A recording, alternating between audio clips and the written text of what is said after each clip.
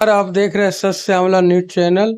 और हमारे साथ बारसलीगंज के कुछ समस्याओं पर, साथ ही ये जो मतदाता पुनर्निरीक्षण का काम चल रहा है उस पर चर्चा करने के लिए बारसलीगंज जदयू के मीडिया प्रभारी विकास जी हैं। सर, आपका हमारे चैनल में स्वागत है। बहुत बहुत धन्यवाद आपका, जो आप मेरा बाइट लेने के लिए आए हैं, और चैनल के माध्यम से जितने भी लोग देख रहे हैं उनको भी मेरा नमस्कार। अभी चुनाव आयोग ने सर जनवरी में ही पुनर्निरीक्षण कर प्रकाशित किया था मतदाता सूची को। फिर अचानक से जून में पुनर्निरीक्षण, सघन पुनर्निरीक्षण का काम करना घोषणा किया गया, काम करने के लिए। इस पर आप क्या कहते हैं? ये चुनाव आयोग 20 साल पे करवाते रहती है जी। और टाइम पूरा गया था तो चुनाव आयोग इसको फिर से लागू किया है। और ये होना चाहिए क्योंकि बहुत सारे मतलब कि बाहरी वोटर आकर के हिंदुस्तान में रह रहे हैं, बिहार में भी रह रहे हैं सटे हुए, जैसे नेपाल है, म्यांमार है, या फिर जो भी देश जो सटा हुआ है, बांग्लादेश है, तो बहुत सारे घुसपैठिया के रह रहे हैं। तो उसी का आकलन हो रहा है कि कितने मतलब कि बाहरी लोग हमारे देश में आके घुसपैठ किए हुए हैं, तो उनको वोटर लिस्ट से नाम हटना है। और मतलब कि सही वोटर ही रहे, फर्जी वोटर का नाम कट जाए और हमको ये पता चले कि कितने लोग बाहरी हैं। पिछले 20 वर्षों से भारतीय जनता पार्टी के साथ आपकी गठबंधन वाली सरकार है और चुनाव आयोग तो हर चुनाव के समय पुनर्निरीक्षण करके कुछ लोगों को हटाया जाता है जो मृत हो जाते हैं या यहाँ से पलायन करके दूसरी जगह चले जाते हैं। कुछ नए जो 18 साल के होते हैं उनका जोड़ा जाता है। तो आपकी सरकार और चुनाव आयोग की ईमानदारी से काम करने के बावजूद ये आपने कहा कि बर्मा, बांग्लादेश और नेपाल जैसे देशों का लोग मतदाता सूची में जुड़ गए हैं, ये तो बहुत ही दुखनीय बात है। देखिए, ऑनलाइन प्रक्रिया से नाम जुड़ता है, फर्जी कागजात तैयार करके वो लोग अपना बना लेते हैं, तो उसी का जांच के लिए तो ये हो रहा है, उसी के लिए तो ये किया जा रहा है। जब इस जांच की आपकी बात से हम सहमत भी अगर हैं, तो चुनाव आयोग ने सबसे पहले कहा कि 11 कागजात हैं, 11 डॉक्यूमेंट्स हैं, उसमें किसी एक डॉक्यूमेंट्स को आपको देना अनिवार्य है। उसमें उन्होंने कहा कि आधार कार्ड और वोटर कार्ड ये दोनों उसमें नहीं है। वो जो 11 डॉक्यूमेंट्स देना था उसमें आधार कार्ड और वोटर कार्ड नहीं देना था। अलग अलग उन्होंने नाम दिया, जैसे SLC देना है, आधार कार्ड का नंबर वैकल्पिक है, वैकल्पिक है, नहीं तो आप आधार कार्ड जी दे सकते हैं। लेकिन अब उन्होंने कहा था कि स्कूल प्रमाण पत्र हो, जन्म प्रमाण पत्र हो, ड्राइवरी लाइसेंस हो, ये इससे पता चल जाए कि वो भारतीय है कि नहीं। यहाँ तक ठीक है, लेकिन अचानक से क्या हुआ कि चुनाव आयोग बिना किसी कागजात का वो फॉर्म BLO से जमा करवा रहा है। नहीं, उसके लिए समय दिया गया है। अभी आप फॉर्म लिया जा रहा है, उसमें लिखा हुआ है आधार कार्ड वैकल्पिक, तो आप आधार नंबर दे करके अभी आप अपना सत्यापन करवा सकते हैं।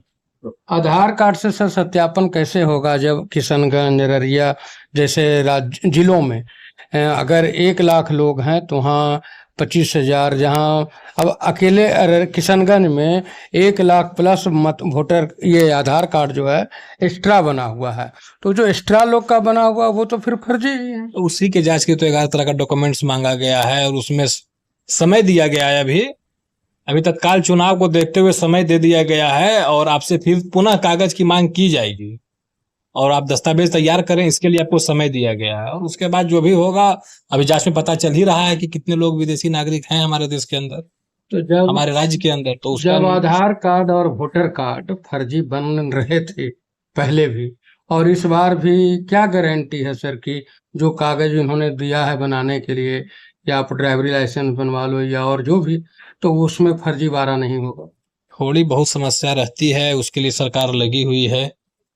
पूरी तरह से निष्पक्ष कराने में ही हमारा सरकार विश्वास रखता है और ये काम होगा, इसी के लिए किया जा रहा है। अभी चुनाव आयोग की प्रक्रिया है, अभी चुनाव आयोग इसको पूरा कर रहा है, उसके बाद सरकार अपने तरीके से इस पे जांच कराएगी और हो भी रहा है।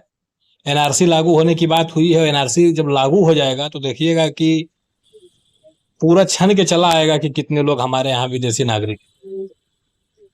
आप तो किशनगंज अररिया की बात करते हैं, मैं बारसलीगंज प्रखंड की बात करता हूँ जहाँ मैं बैठा हूँ। आपके प्रखंड में एक पंचायत है सौर, सौर का बूथ संख्या 1, वार्ड संख्या 1, जिसमें गांव का नाम है चंडीपुर। वहाँ जो बीएलओ हैं, वो वहाँ जो लोग नहीं हैं, वो कहीं नौकरी कर रहे हैं, कहीं रोजगार में गए हुए हैं, उन लोगों के फॉर्म पर वह खुद बीएलओ या तो खुद सिग्नेचर कर दे रहा है या किसी और से करवा करके फार्म जमा कर दे रहा है। यह भी घटना सामने आई है। तो उसको सत्यापित किया जाएगा, और अगर इस तरह का काम किया जा रहा है तो दोषी बीएलओ पर कार्रवाई की जाएगी, उसे बर्खास्त किया जाएगा।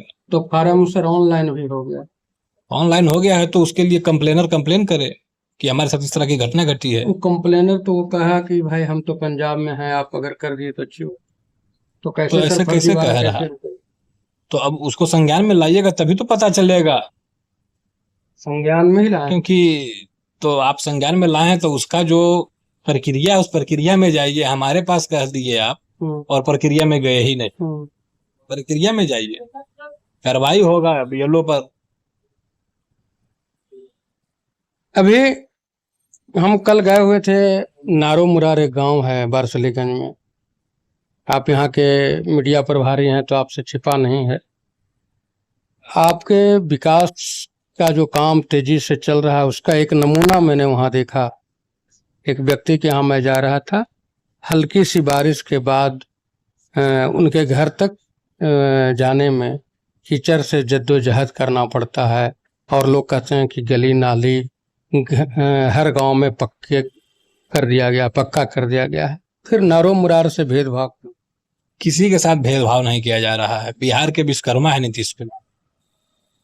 बिहार को बनाने के लिए नीतीश कुमार 20 वर्षों से लगे हुए हैं, और उनका 7 निश्चय योजना में हर घर पक्की नली गली का ये जो योजना आया था 7 निश्चय के अंतर्गत, उसके तहत काम हो रहा है। कहीं छुट्टी हुई होगी तो उस पर भी काम कर लिया जाएगा, अभी समय है, उसको पूरा कर लिया जाएगा।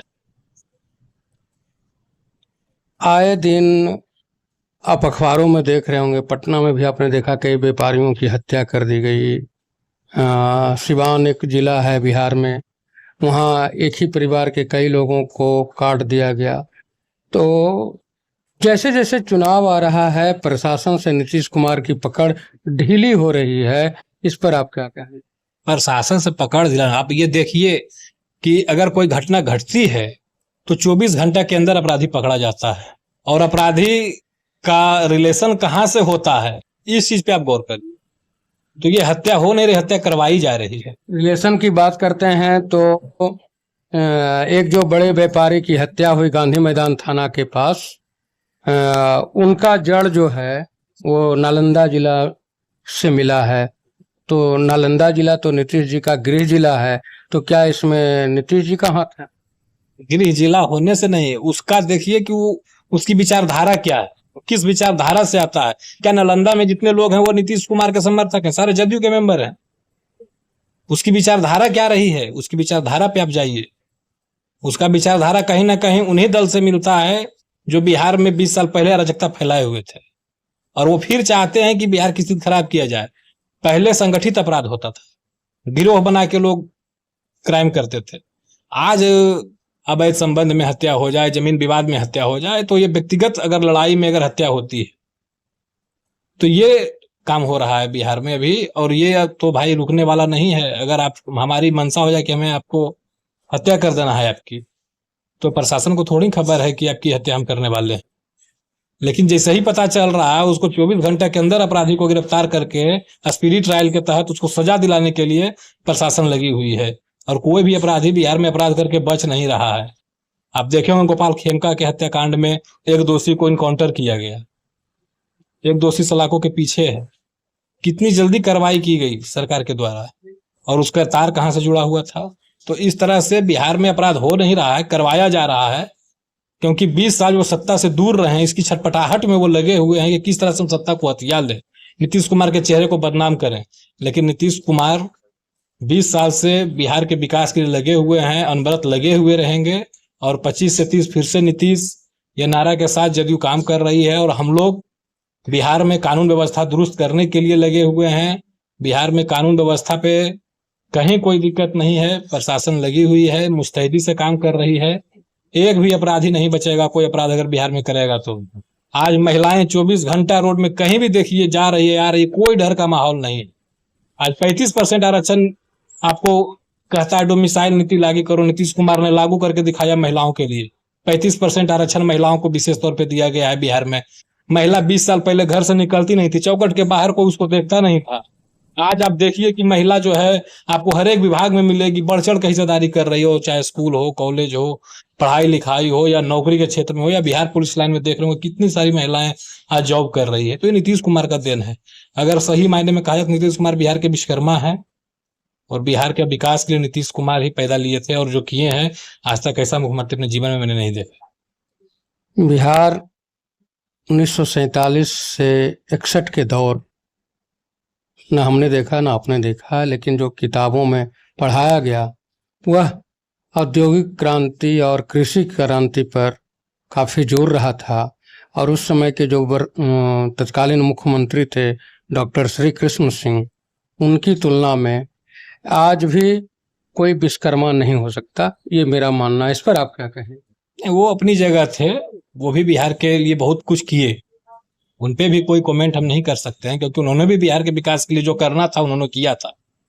और आज के दौर में जो नीतीश कुमार ने किया है, जो बदहाल स्थिति में उनको बिहार मिला था, उस बदहाल स्थिति से निकाल करके आज बिहार को कहाँ ले गए। आप पटना जाते होंगे तो देखते होंगे एक पुल नजर नहीं आता था, आज पूरे पटना में पुल नजर आता है।